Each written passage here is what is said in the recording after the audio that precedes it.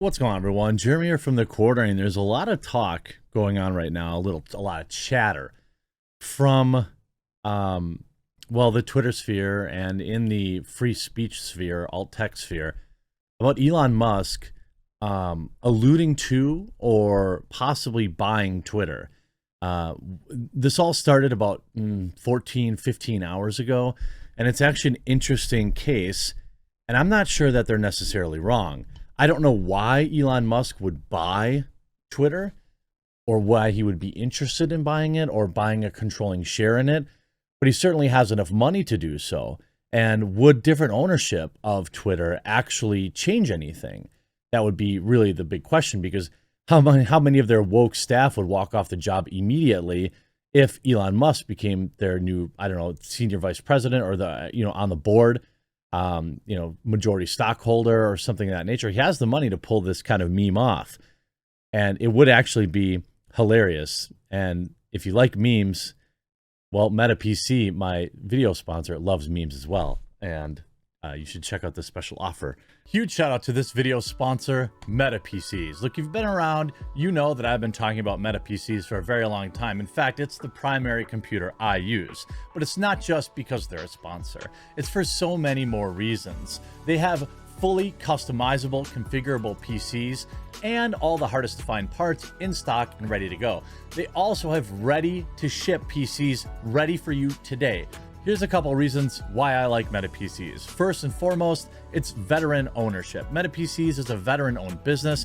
One of Meta's owners has served both in Afghanistan and Iraq and received a Purple Heart for his service. Meta also employs military veterans in Meta's operations center and also provides systems to veterans going back to school to help them re-enter the workforce all across the United States. They offer financing. It has 100% US-based sales and support.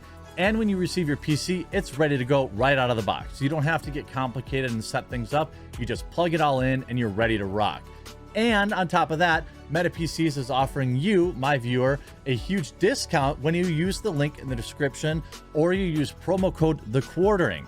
If you use my code at checkout, not only do you save money, but you support my content and a company that will not bow to cancel culture. So maybe you're not ready to pick up a new computer today, but when you are, remember to go to metapcs.com and use promo code TheQuartering to support me and to save money.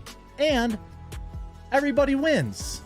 And I know not everybody's in the market to buy a brand new computer now, but just remember, Meta PCs isn't just for gamers. They are a strong supporter of this channel. They stood by me when people try to cancel me and get them to drop me. And so I have a lot of faith in them. They're the PC I recommend to my family, friends, and viewers. Elon Musk versus Twitter, round 2.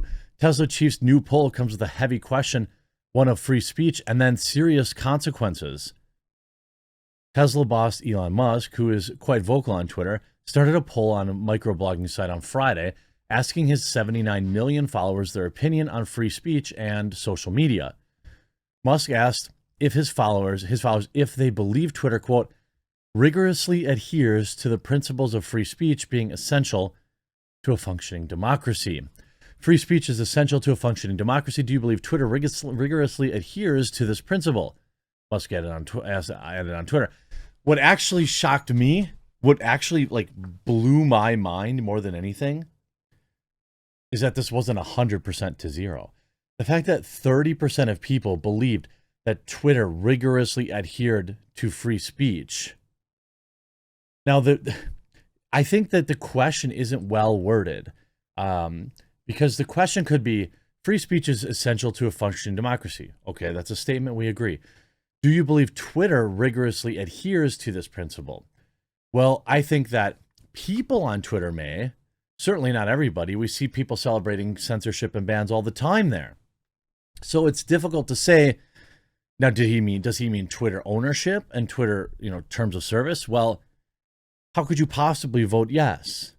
Now, I'm not, in real life, I don't have any restrictions on free speech.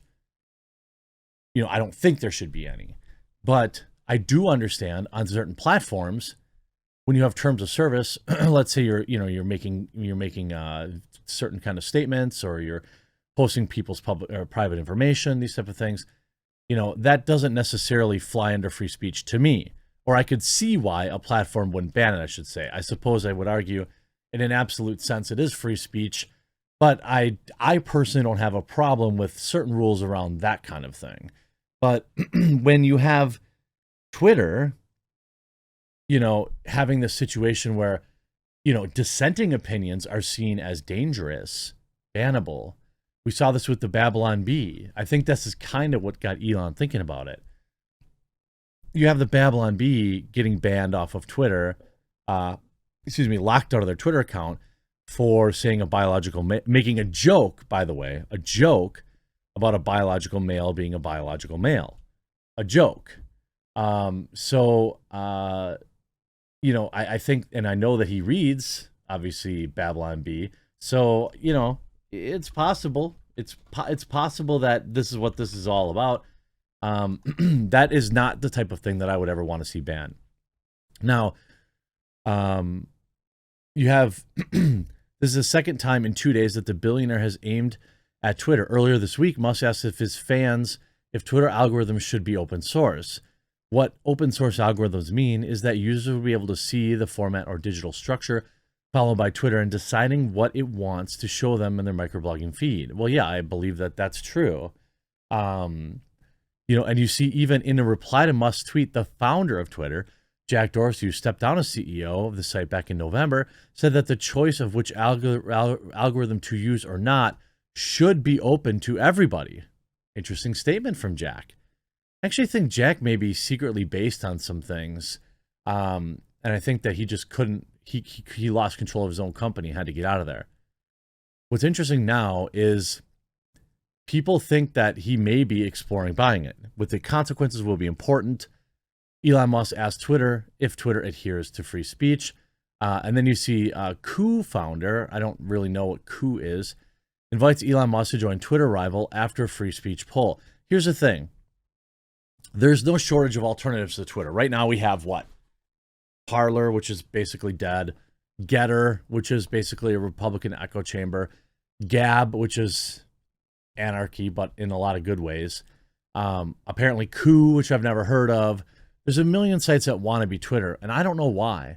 Because Twitter hasn't innovated anything in a long, long time. Every major feature that Twitter continues to try to add is nobody likes. We all know what people want to do on Twitter. They want to, they use it as like a real-time feed of what's going on around. But Twitter doesn't make a lot of money either. So Getter, Gab, all these other platforms exist to try and say that, hey, we're going to be free speech. But ultimately, they have the same masters, other than Gab. Every other like mainstream alternative to Twitter has the same masters that Twitter does.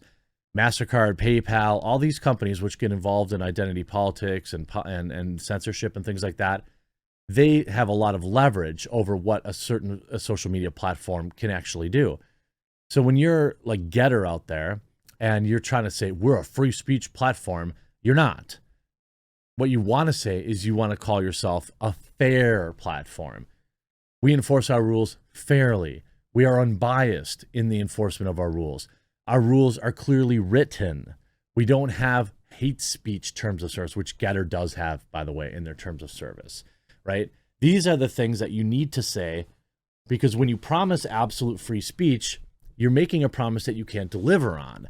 Now people, just a few minutes ago, Elon Musk says, given that Twitter serves as the de facto public town square, failing to adhere to free speech principles fundamentally undermines democracy. What should be done? Is a new platform needed? I don't think that, you can see right now, buy Twitter is trending. That's exactly it. Everybody's begging Elon Musk to buy Twitter. I don't think you need a new platform. I don't think you can successfully move everyone away from this in any kind of significant numbers. Truth Social too. What the heck? Remember Truth Social? What's going on with that? I think that Elon, I don't think you want to build a new one. There's no need to build a new one. There's not features that people want on Twitter that aren't already available on Twitter. Twitter keeps trying to add more features that nobody asks for and keeps failing. What people want is equal enforcement of the rules and not I don't think most people have a problem with, not being able to spam the N-word or not being, although people do on Twitter. I don't even know if that's against the terms of service. I don't know. Um, most of the rules as they are written, most people don't have a problem with. You remove this nebulous hate speech stuff, you remove the unfair enforcement of certain rules, and most dissidents of Twitter would be happier. Here's what here's why it's in Elon Musk's best interest to buy Twitter. We are never going to be unified enough to reach Mars. If we're all divided and hate each other, he can single-handedly solve the free speech issue online. If we are at war with each other, reaching Mars stays a dream. I mean, everybody, yes, buy Twitter or build one, save this country from, buy Twitter and commit to protecting it from any intrusions. Hey, Elon Musk, will you please buy Twitter? Free the Babylon Bee. I mean, I don't know how all this stuff works. I assume he could just buy a bunch of shares of it. He actually has the money. He could probably do it. I don't think starting a new platform actually fixes it. I think purchasing the existing one will go a lot further. But the thing is, it's not a great investment for Elon financially, but he does this kind of stuff all the time. So do I think he's actually considering it? I actually do. Because he's that much of a wild card. But you'll see if Elon buys it, you'll see a mass flood to like these left-leaning alternatives of, I don't know, is Mastodon still a thing? Is it called Mastodon? There are some leftist versions of it. And people will boycott Twitter, but ultimately they'll come back. Or you'll see the real number of people that really care is super tiny. You'll see if he buys Twitter and changes the way they enforce rules and keeps it fair and balanced, what does that do to alternatives like Getter and Parler? I think Gab is fine. It's insulated. I think Gab is for people that want absolute free speech for the most part. But it would basically render Truth Social. It would render Getter, Parler all irrelevant. He could unban Donald Trump tomorrow, have clearly written rules, and shake up the entire landscape of Silicon Valley.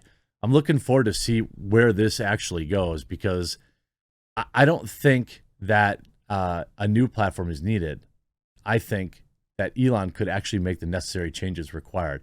What a wild time. Hope you enjoyed this video. We'll talk to you again real soon.